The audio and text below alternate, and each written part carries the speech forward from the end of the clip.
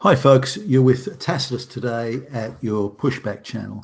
And this is a continuation of these live stream, just chats and talks. I'm not really going from any notes here and certainly not from any scripts. So I'm just going to talk generally about subjects that I see as important today. And one of those, and something we're all experiencing at the moment and have done for a while, is the issue of hoax or invented epidemics, and how this is turning into, in fact, has already turned into the main source of dialogue between government and the people. So instead of reason and facts and persuasion and sensible debate, the invented and manufactured epidemic is now the main source of dialogue. So I'm going to go through a few of these epidemics, and they have been invented. In fact, I can't think of an actual epidemic that's been real since the 1970s, but let's look at some of the main ones and how they're structured in terms of producing a false dialogue, and of course the hoax and the monsters under the bed, monsters in the closet type thing. Intending to scare and intimidate the populace, but also soften the populace up to accept loss of legal rights and fundamentally changing the nature of jurisprudence, the practical application of law, the nature of jurisprudence in the West generally. And we're seeing what really is used to be the main tactic in any authoritarian regime, but say as an example, Soviet Russia during the communist era, they would have political crimes, and then there was normal crimes. They still had courts to deal with neighbours that would complain about whether the tree was overhanging their fence line and things. They still had those sorts of cases going on, but the minefield that was laid out for the populace with ideological political crimes was how the population was controlled by the state. So they would purposefully leave books about Shakespeare in the library, and if you took out a book on Shakespeare, then they could arbitrarily accuse you of being a counter-revolutionary, an enemy of the people, somebody with bourgeois thoughts, and so on and so forth. And all these were sort of ideological political crimes. They weren't actual crimes, but they were enough to put you on a list and to make sure that you were treated harshly by the state, and your ration cards and things like that would constantly be misfiled by the state, so you'd have to go in to a central office and be interviewed for hours, and then they would be reinstated. But it was a way of intimidating and controlling and terrorising the populace, and of course taking away any legal rights they had. And we've got the same thing really going on in the West now. And the first one that I noticed was the epidemic, or the alleged epidemic. It was all invented or exaggerated out of all proportion. The epidemic about so-called family violence or wife battering. This is men were allegedly beating their wives and beating their children. Every father was a pedophile who was having illegal relations with their children and so on. All these epidemics were around, and people in white coats and so-called professors were called upon to produce these studies that said that yes, these epidemics were in fact so widespread that 1 out of every 2 women was being beaten every day, and 4 out of every 10 children was being sexually abused by the father, and so on. So, but this was all at a time when the state was trying to justify the divorce laws that were very harsh against men, particularly men that owned property and had a good income. So the state was trying to justify this and to run cover for what was clearly an effort to cause disruption, disharmony in the family, cause gender warfare, that sort of thing, and to get women out of the family and into the workforce. So this epidemic was completely invented. Now so let's look at the structure of how these epidemics are invented. There's complete fabrication, of course, but typically they want some sort of underwriting justification. So they'll try and get academics to to tell the most terrible lies and untruths in order to justify. So we're only doing what the experts said. It's not us. The politicians stand at the thing. We're only doing it because the experts said it. And that's a typical ploy. And again, the Soviet communists and all authoritarian regimes do this because they want that veneer of legitimacy. So they want, oh, the experts said so, which of course is nonsense. That they're cherry picking the experts or handsomely rewarding them, or picking activists, rabid activists, to do this so-called research. And what they did in the case of the so-called family violence epidemic that they still ride even today, is they would go to say the poorest neighbourhood in the nation where crime of all descriptions is high, car theft, break and enter, street robbery, assault. So they go to that area and they would do what's called anecdotal research. So they would get women to come into some sort of government social welfare centre and they would conduct verbal interviews, but the women would be given gifts only if they said they'd been assaulted in the last 5 minutes or yesterday or whatever.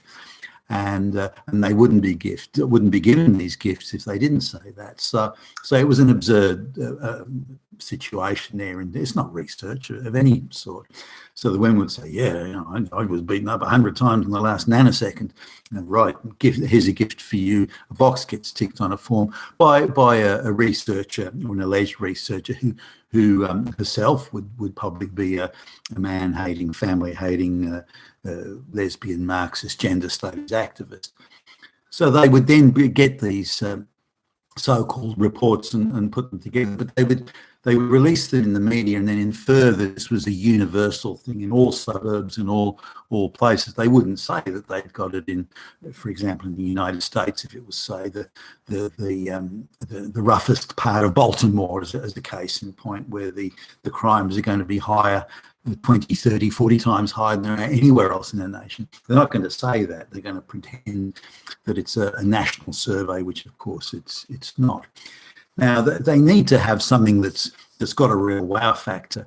So if the numbers aren't big enough, they'll just double them or triple them, and they'll increase the numbers to whatever level that they need to, just invent them in order to say this epidemic exists, which of course it doesn't. Now, there's a lot of coordination in these things too, and I've looked into this. So when the so-called researcher, who's an activist, they're not a researcher, releases this research, the media have their stories written and ready, the politicians have their speeches written and ready, so everything is well coordinated and comes out at the same time. So the report is released, for example, that family violence is an epidemic proportions, which of course it isn't. It's all invented. And then a politician can rush to the microphone frothing and, well, this is it. This is proof. Look, the experts have said that this epidemic exists. Clearly, we have to introduce special laws to protect women. And who is against protecting women and protecting children? Are you against protecting children? Is that what you're saying? And so everyone sort of goes, well, protecting children, I suppose it's good. Well, all right then.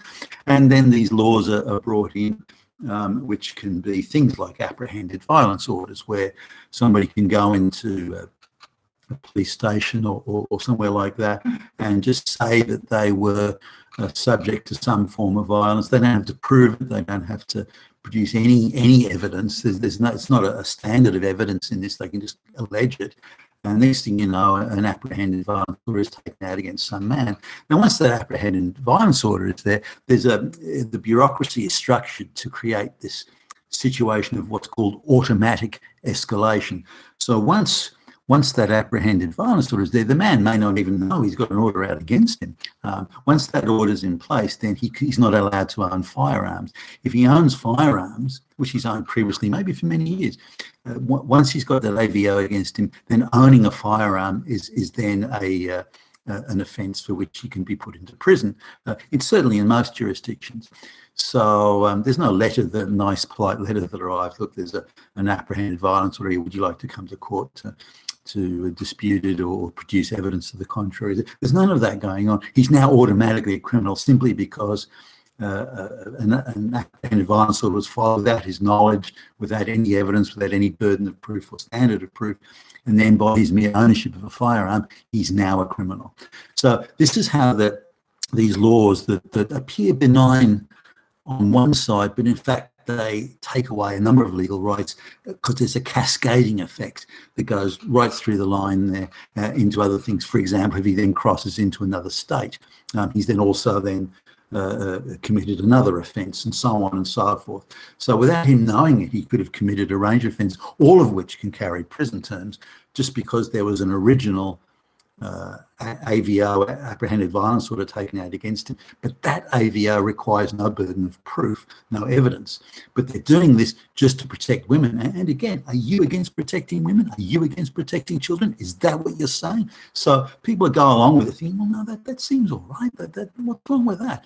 Without realising the down and upstream implications of this sort of thing. Now, if there was a burden of proof with the AVO, and substantial burden of proof where it had to be proved, then of course this problem wouldn't exist. So this is how they do it. They insert a very low burden of proof or a zero burden of proof claim or allegation, and that sets off a chain reaction of other events which all involve loss of liberties, loss of the legal protections of the law. Now, the legal protections of the law is you're innocent until proven guilty, but this is how they bypass it, doing these sort of things. Now, I looked at other examples of this, of how they manufactured this family violence epidemic, and there are a number of rural Indigenous tribes, for example, in Australia, where there's a lot of problems with drugs and alcohol and violence, quite intense violence. Is simply a way of life at some of these remote rural communities, and have been for many, many hundreds, if not thousands of years. And these were seen and commented on by the very first white people that arrived in the country. So surveys and studies would be done in these environments. Yeah, no evidence; it's just anecdotal. The women could claim they were being brutalised or something like that, and then this would form the basis of a report that would say that family violence is out of control, it's epidemic, it's pandemic, so on. But it's never reported in the papers, and the media were fully on board with these. It's never reported in the papers that this was in fact in a little micro community where again crimes of all descriptions are just out of control. The inference was it's a white problem and a wider problem in the community, which of course it wasn't and isn't. And this was all across the Western world. And just to sort of give you an idea of how globalist coordinated this is, these sort of family violence claims and reports were coordinated across the entire Western world, particularly the English-speaking Western world, where the same report would appear in Sydney, Australia, in Vancouver, Canada, Los Angeles, New York, Dallas, Texas, London, England, and so on. So this gives you an idea that these stories would appear at the same time, so it was clearly coordinated.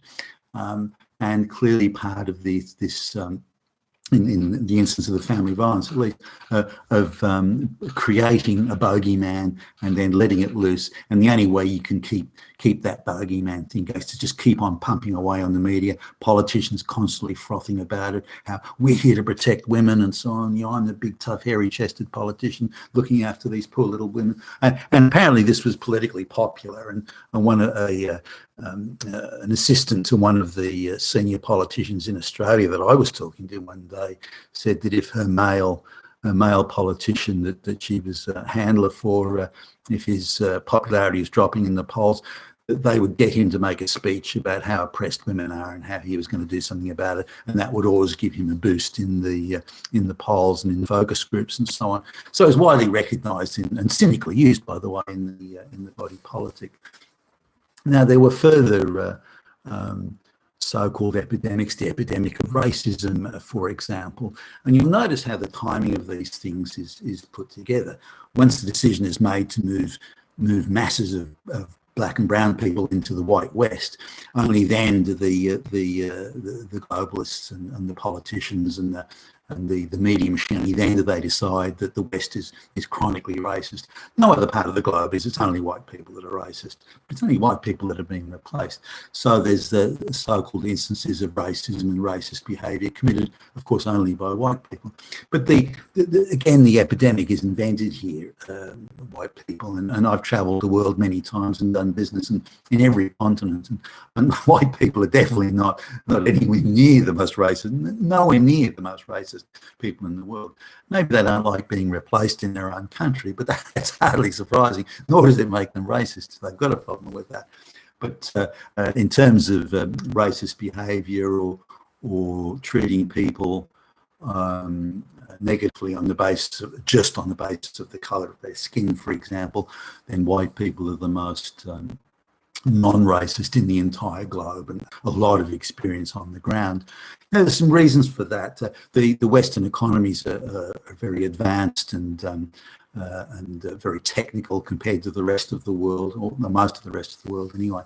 And because of this, there's a tendency to see, for example, the quality of the relationship itself. And this may be commercial, for example, or personal, but to see the quality of relationships issue rather than the colour of someone's skin. So their behaviour, so the West will tend to look at behaviours. And to some extent, it's because the society is a consumer society, and where money is the main interchange medium, certainly in the commercial area and many others too, then there's a tendency to see this from they still tend to fixate on race and tribe and those sorts of things that in the West we tend not to as much. So that's why the West is much less racist, if the term even is useful in describing anything at all. So epidemic, of course, is absurd. Now, you'll notice other epidemics that have been alleged, such as when there's an attempt to move lots and lots of women into the tertiary education system, college and university. Only then suddenly they discover there's an epidemic of rape. There's a rape epidemic on college campuses everywhere, apparently. And so if you look at some of the numbers in some colleges and you analyse them, that means every female student was being raped 2.5 times per week. There's a couple of things they did to try and juice up this idea of a rape epidemic. There was no rapes going on. And if there was, it was even less than you would get in the general community. So it was hardly anything. If even one in 10,000 occurred, and you have to look at again the definition of rape here.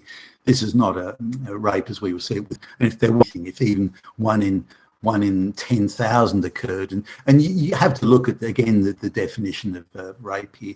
This is not a rape as we will see it with violence or threat of violence, but rather. I watched one legal case where the presiding judicial officer said to the straight white male, you've got an allegation against you, unproven allegation that has no evidence to support it, but you've got an allegation against you. As far as I'm concerned, the jurist tells the man, as far as I'm concerned, you are guilty. You must prove you are not guilty, and you must do it to the following burden of proof. So the jurist insisted that the man had to prove that he was not in the country, that he was overseas in another country at the time, and that he had to produce that evidence in the court on the spot. He had to produce somehow, just had to pull it out of thin air and produce it. And if he couldn't, he was then effectively guilty. Now, that's the extent to which jurisprudence, due legal process, and the rules of evidence have been corrupted in support of these so-called epidemics that don't exist. Now, in a nation, say in the case of the United States, in a nation of 300 plus million people, will you be able to find a case of rape? Of course, there'll be somewhere you'll find a case of rape.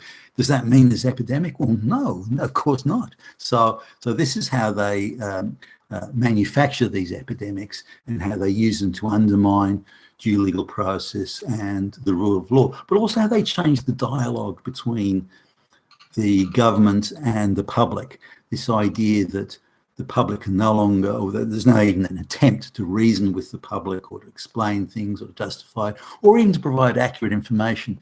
There is a definite intent to misinform the public, to deceive the public, and to undermine public trust and confidence in each other and some of these institutions, particularly gender relations and race relations.